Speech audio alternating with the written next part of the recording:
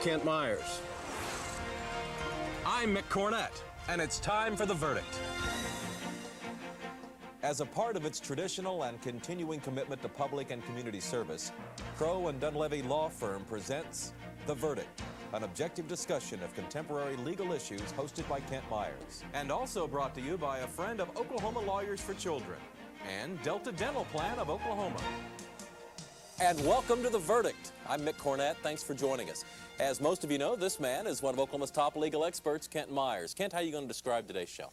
With a quote from Blaise Pascal in the mid-1600s, "Men never do evil so completely and cheerfully as when they do it from religious conviction."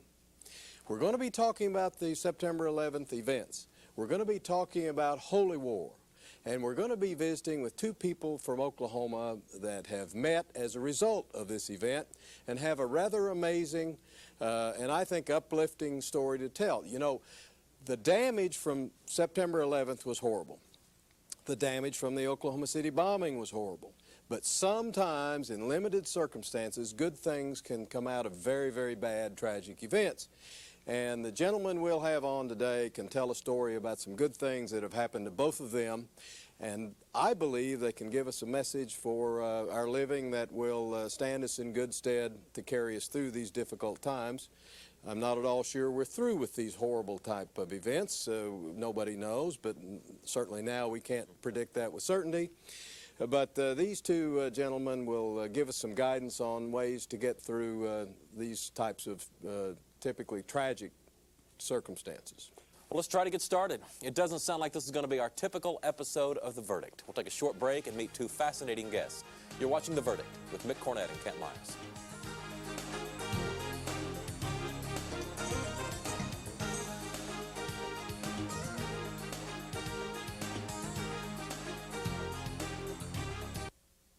The Journal-Record is pleased to be a sponsor of The Verdict. The Journal-Record, since 1903, the best source of Oklahoma business news and legal information. In Oklahoma, there are more than 1,600 children waiting to be adopted. They're of all ages, and for many, home has been a source of pain and conflict. They've dreamed of finding a better life and a loving family. Consider adoption. For more information, call 1-877-OK-SWIFT or visit the website www.okdhs.org. Adopt. It may be the toughest job you'll ever love. I wasn't going to school because I was hanging with the wrong crowd. And one day I was put into juvie for 2 stolen cars, robbery of a house, and aggravated assault with a deadly weapon.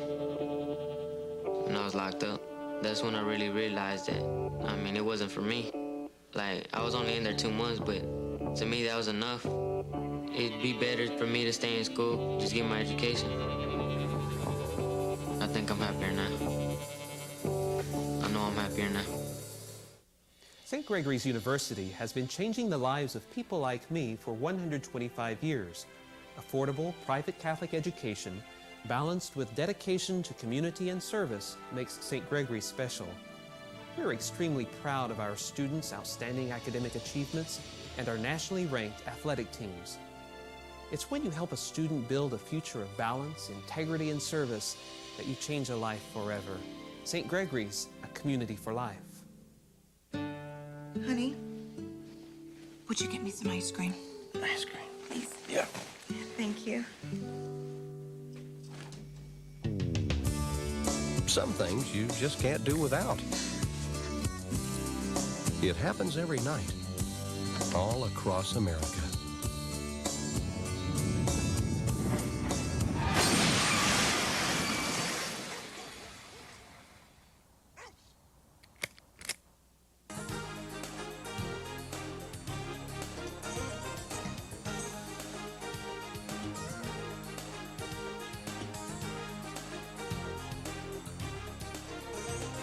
Welcome back to The Verdict. Mick Cornett with Kent Myers, who's going to introduce our guests. Yes, on my left, I'd like to introduce Reverend Dr. Joe Ted Miller, the rector of St. John's Episcopal Church in Norman. Father Miller has a number of advanced degrees, including a PhD from the University of Chicago. He has been in Norman approximately 20 years with the church, and I'd like to add that he is a father of 4 children. Father Miller, thank you very much for joining us today. You're welcome. On my right is Amgad Mohammad. Amgad has an undergraduate degree in professional and economic science from the University of Anya in Yemen. He has been in the United States since 1994. He's the local representative of the Islamic American Relief Agency and, like Father Miller, has 4 children. Amgad, thank you for joining us. My pleasure. Gentlemen, 9/11, September 11th, tragedy with all of the death and destruction has had a great effect on all of us here. And Amgad, I would like to start with you. What did you feel, what did you think, what reaction did you have on September 11th when you heard what happened and when it was kind of becoming clear what had caused it? It was really something shocking for me, and I can tell you for more than a day and a half. I mean, just as more as you hear the news and reports and these things, it was shocking, and I couldn't think of anything. Just following the news. That's the only thing it came to my mind. Were you frightened because of your Islamic faith? At the beginning, no, but next day and so on, yes, I was. So your initial reaction was just not to be frightened, but to be horrified? After the next day, yes. Yeah. Father Miller, what was your reaction on September 11th and immediately thereafter? Unbelief and surprise that that kind of thing could happen. You know, is it an accident? What's going on? I mean, immediately at that time, and then realizing that it's intentional, and then the horror with all those people in there, and then the coming down and so forth. But if, you know, what you're getting at in terms of afterwards, realizing the Islamic connection and the extremist connection, then I thought, uh-oh, this is really going to be bad, because it's going to get involved with religion, and it's all sorts of judgments are going to be made. And then there was the fear. Yeah. How did this event lead you to meet, become acquainted with, become friends with Amgad? Well, once I began to realize, you begin to figure out what's going on, and you think about what can I do now. As chairman of the Norman Ministerial Association, or Fellowship, I began to think about having a community prayer service and invited some of the people together and in the association and the fellowship. And we planned one then at our church for Friday night. And then I got a call from, my secretary gave me the message, you know, I didn't talk to the person, but I think he was a retired minister at the Methodist Church, saying, suggesting that I invite some Islamic people to the prayer service. Yes, now there is a mosque in Norman, is there not? And I didn't really realize that, I think, even though I was there 20 years. And my first thought was, I've already got it planned. You know, we're in order. And then, now that's going to confuse it. It's going to be not just Christian. Now, how are we going to do that? I mean, that initial. And I really thought about it a little bit in my office. I thought, I really need to do that. And it was a day in which I dressed casually, so I was in my shorts and T-shirt, you know, regular shirt. And so I asked somebody, where's the mosque? And they said, across from the duck pond. So I got in the car, and I drove over there, 1 o'clock-ish or so, I'm not sure. And there were about 5 men or so standing outside. I parked. I'd already heard that there was a fence there, that they had to put a fence up. And I was thinking, they couldn't have put it up that fast. I mean, and what is this? I was feeling that sort of offensive, defensive.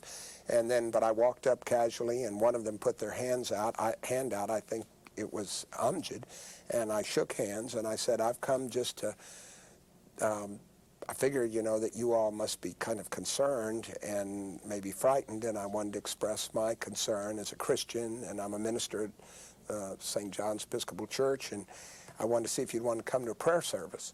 So then Amgad took the initiative, and we began to talk, and he said, let me show you what we're doing.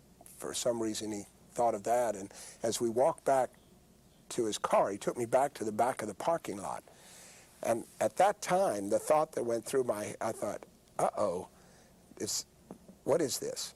You know, what's going to happen in the back of the parking lot? You had some concerns? I had some concerns about that. And we walked, and he showed me in his car how he had, and his relief agency had helped the victims of the tornado. So I could see what he was in more. So I could see that he was trying to say, hey, this is what we do. And so I then joked with him a little bit. I don't know if I said something about how I felt. I said something about rednecky or something, you know, and I said, I don't want to immediately, and I said, do you know what that means? And we talked about it, and then he laughed when I explained, and I said, I sort of wondered why we were coming back here. Well, that was the beginning of the melting of the barrier and the coming together as we talked, and that's how we met. And what do you remember about that first meeting, Amgad, that was important to you? Was it an emotional thing for you? Yes, it is, and I never thought that I would make this kind of a spatial relation, which has really a very strong kind of bonding. And I believe that God made this kind of a strong bonding between Joe and I.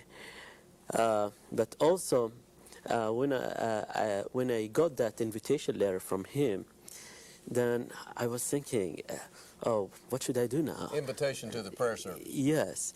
And okay, what should I do now? Oh, I'm a Muslim, so how can I go to a church? And all these kind of thoughts came to my mind. But we are blessed to have, as a Muslim community, to have one of the most knowledgeable people in in Oklahoma State, if I can say that. So I took that letter. He's our imam in the mosque. So I told him I got this invitation, and so can I go to the church? He said, yes, you can go. I said, but they are going to stand up and they are going to pray their own prayers and all this. So can I stand up and remember God? He said, yes, you can do that. And lately, once I was at the church, when we were having, do you remember the Channel 5, I think they came? That's all right. You can mention our competitors. I've heard of that. That's all right. Go ahead. So they were making kind of an interview between Joe and I at the church, St. John's Church.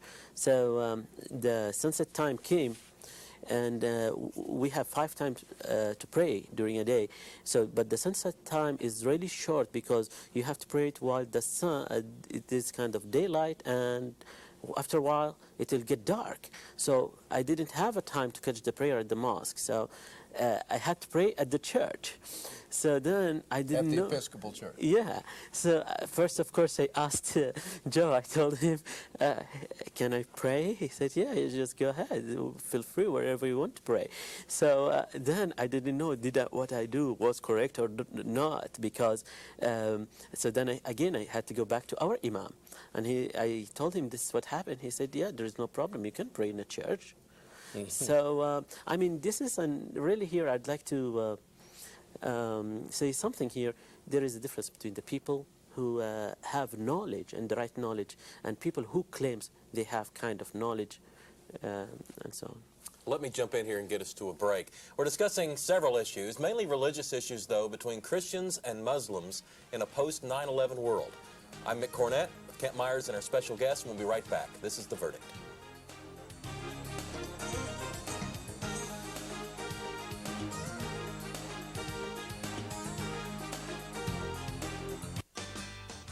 Campfire USA candy sale. Must be that time of year again. Would you like to buy some Campfire USA candy? Well, where does the money go? Your support helps Campfire create fun, educational programs for us. Oh, hi, Jasmine. Hi, Mr. Higgins. Would you like to buy some Campfire USA candy to help us on our way to camp? Sure, guys. You know this one. For nearly a century, Campfire USA. Today's kids, tomorrow's leaders. It's for the kids. Blankenship has stopped at the line of scrimmage. No gain on the play. Leaving it 4th and 7 on the Tiger 46-yard line. 38 seconds on the clock. The Tigers have no choice but to go. Wiggins in to do the kicking. Here's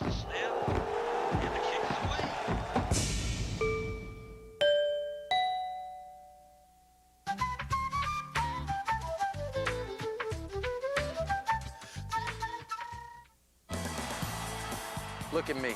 At me. At me. At me. At me. Just someone from Noble. Hydro. Oklahoma City. Winoka. Lawton, Oklahoma. Oklahoma State University saw. A leader. A reporter. A pilot. A Rhodes Scholar. A trader. Who's inside of you? Come discover yourself at OSU.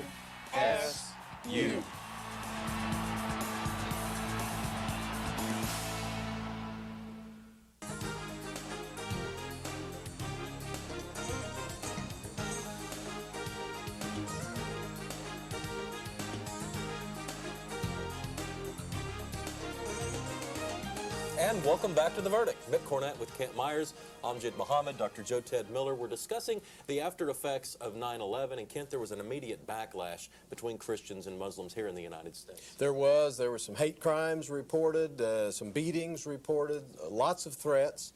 Made me think a little bit, as I to some extent remember, but mainly have been told about what happened after Pearl Harbor. World War II, when we took the Japanese, even Japanese American citizens, put them in internment camps, treated them quite poorly, and have made commitment after commitment. We'll never do that again. That was the wrong way to treat our friends just because they were of Japanese descent. We started to see some of this in the United States against the Muslim community. Some threats, some fear being exerted. Let me start with Amgad and ask, did you have any threats? Did you have any fear of reprisal after this? During the first days after September 11th, when I was leaving the mosque, twice I heard bad words, and then again when I was at the grocery store, I heard kind of bad words as well. You mean citizens saying things to you? Yes. Okay. Yes, and also when I used to drive around and stop at traffic light or stop sign or something like that, I used to be expecting any time I would be shot. So these things made me to rethink about about this, and then really I had to force myself to understand why this, and really that's what made me deal with these kind of things in a positive way, because what happened really, it's not just a tragedy, it was something really horrible. Father Miller, what's your take on this? Well, my response would be that I was sort of surprised when some people, not many at all, questioned why I was involved with the mosque or involved going over to pray with them, talking with Amgad or so forth. Responses like, oh, they're evil, they're all evil, and you shouldn't be doing that, it's going to divide people, and so forth. And that was very small kinds of remarks. And my response was, listen to what you're saying. Well, I guess I'm not being Christian. And I said, no, you're not. And they said, well, I know, but I said, I know you're afraid. And they said, yes. And that was the kind, sort of a questioning at first, but then afterwards, people responding very positively. I don't have any of that negative. Well, one of the first things we all heard after this, it wasn't the first thing, but one of the first things was President Bush being quick to point out to the citizenry that we ought not to condemn all Muslims because of the acts of a few, and that we had many good U.S. citizens and people in this country doing good things that had nothing at all to do with this. I did some work on this and found a study that had been done by the Pew Foundation. I've had it put on a graphic, and I'd like to call it up now because it does have some rather interesting information. Ken, it makes no sense to me. On the surface, I would have expected those numbers to be flip-flop. Well, I double-checked it twice, and I believe it. I guess that's what double-check means. But in any event, I did check it, and it is interesting that U.S. citizens had a favorable attitude of about 35% of the citizens in March of 2001. Then we have the September 11th tragedy, and then in November, it's up to 64%. Father Miller, what do you think about that?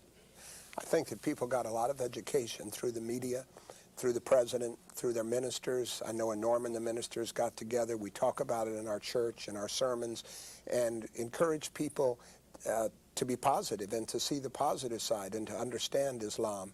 And I've seen it in the newspaper, I've seen it in articles, and it's true you'll see the occasional negative letter maybe to the editor or something, but for the most part, coming through on the AP wire and so forth, people trying to be educated to what Islam is. And I think that has made a difference, especially coming from the top, from the president. Amgad, have you seen a difference recently in the way people react to you from how it was right after the tragedy? Are they reacting better to you? I can see both. I mean, still I believe in the past it used to be better before September 11th. But let me tell you about myself here, what happened to me. The first time I went to a church, when I got the invitation from Joe, I was telling myself, hey, be aware of what you are going to hear, and just don't let anything just get into your mind and without thinking about what you are hearing. So, but while I was sitting in a in the church, I mean, these kind of barriers and these kind of walls were breaking one after another. Breaking down. Yeah, because I heard the same kind of messages, like talking about mercy, taking care of others, believing in one God, and all these kind of things. So it is the same message that I hear it in a mosque.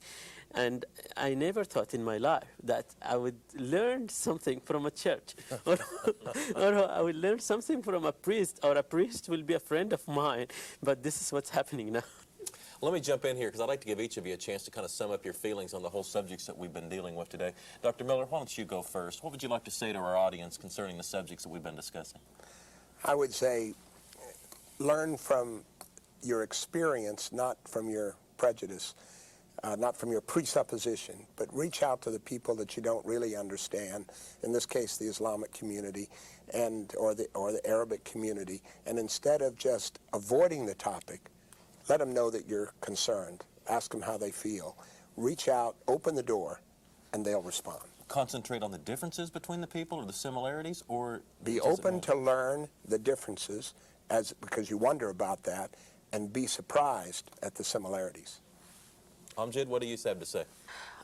First of all, really, when Father Joted and I started our relation, we didn't think about it that we want people to know about our relation, or we didn't have this kind of plan, or like what we are having right now, this kind of interview. And this really now, we have been in the newspapers, and we have been in TV channels, and these kind of things. And really, first of all, I'm worried about my relation with Father Jotet.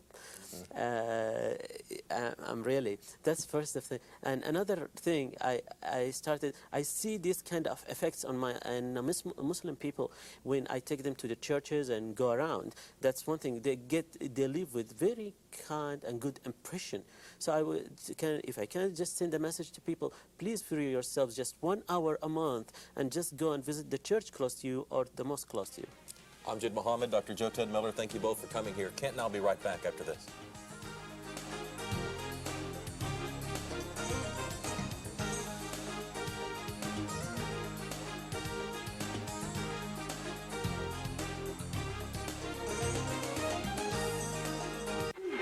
Young, who got some good minutes in the first half, hits the jumper. Tiffany Young, a junior from Hillsboro, Alabama, has 4. Young, 17-footer, got it. And Tiffany Young with a sensational performance.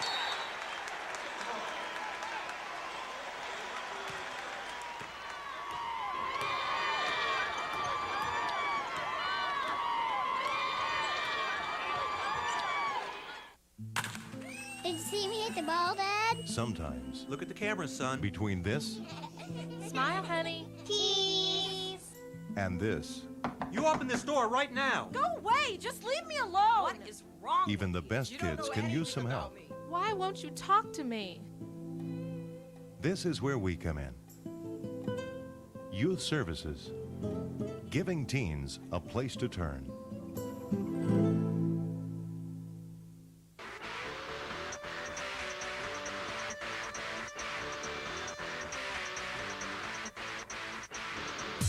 A scout is trustworthy, loyal, helpful.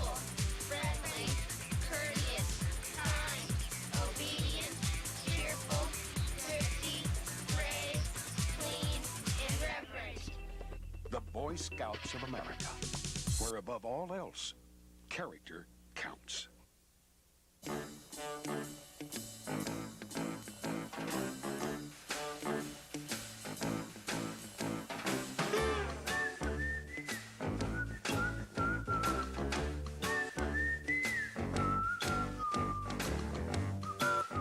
When you mentor a child, you don't have to be perfect. You just have to be yourself, which, by the way, is pretty good. Do good. Mentor a child. Call 1-877-BE-A-MENTOR.